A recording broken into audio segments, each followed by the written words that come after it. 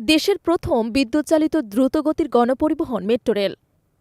সেই metro rail একদিনে ৪ লাখের বেশি যাত্রী পরিবহনের রেকর্ড করেছে। বর্তমানে মেট্রো রেলের এমআরটি লাইন ৬ উত্তরা থেকে মতিঝিল রুটে উভয় পথে যাত্রী পরিবহন করছে। এর আগে একদিনে ৩.৫ লাখের বেশি যাত্রী পরিবহনের অভিজ্ঞতা অর্জন করেছে মেট্রো রেল।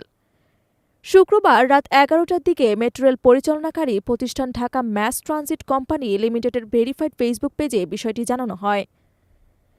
সেখানে বলা হয়, গত বৃহস্পতিবার মেট্রো রেল যাত্রী সেবায় প্রথমবারের মতো ৪,০৩,১৬৪ জন যাত্রী পরিবহন করেছে। এই মাইলফলক অর্জনে মেট্রো পরিবারের সঙ্গে সম্পৃক্ত সকল সম্মানিত যাত্রী, শুভান্যদেয়ী এবং অংশীজনদের মেট্রো রেল পরিবারের পক্ষ থেকে আন্তর্জাতিক কৃতজ্ঞতা ও ধন্যবাদ জানানো হচ্ছে।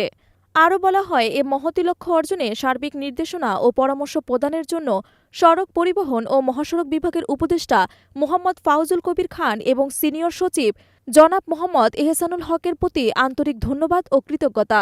সম্মানিত মেট্রো যাত্রীদের সেবায় আমরা নিবেদিত। আগামীর পথ চলায় আপনাদের সার্বিক সহযোগিতা কামনা করছি। এর আগে গত ৪ ফেব্রুয়ারি উত্তরায় মেট্রো রেলের ডিপোতে রিপোর্টার্স ফর রেল অ্যান্ড রোডের সদস্যদের সঙ্গে এক মতবিনিময় সভায় ডিএমটিসিএল এর ব্যবস্থাপনা পরিচালক মোহাম্মদ আব্দুর রউফ জানান, গত ৩ ফেব্রুয়ারি ৩,৮২,০০০ প্যাসেঞ্জার সর্বোচ্চ মেট্রো রেলে ভ্রমণ করেছে। সেটা অবশ্য শুরুর দিকে ছিল ১৫ থেকে ২০,০০০। আমাদের টার্গেট হচ্ছে ৫.৫ লাখ যাত্রী পরিবহন করা। এটি ব্রেক ইভেন্টের পর আমাদের হবে। আমরা যদি হেডওয়ে কমাই তাহলে এটি আর বেশি দিন দূরে নয়। আমরা যদি টঙ্গী পর্যন্ত চালু করতে পারি তাহলে আমাদের যাত্রী আরও বাড়বে।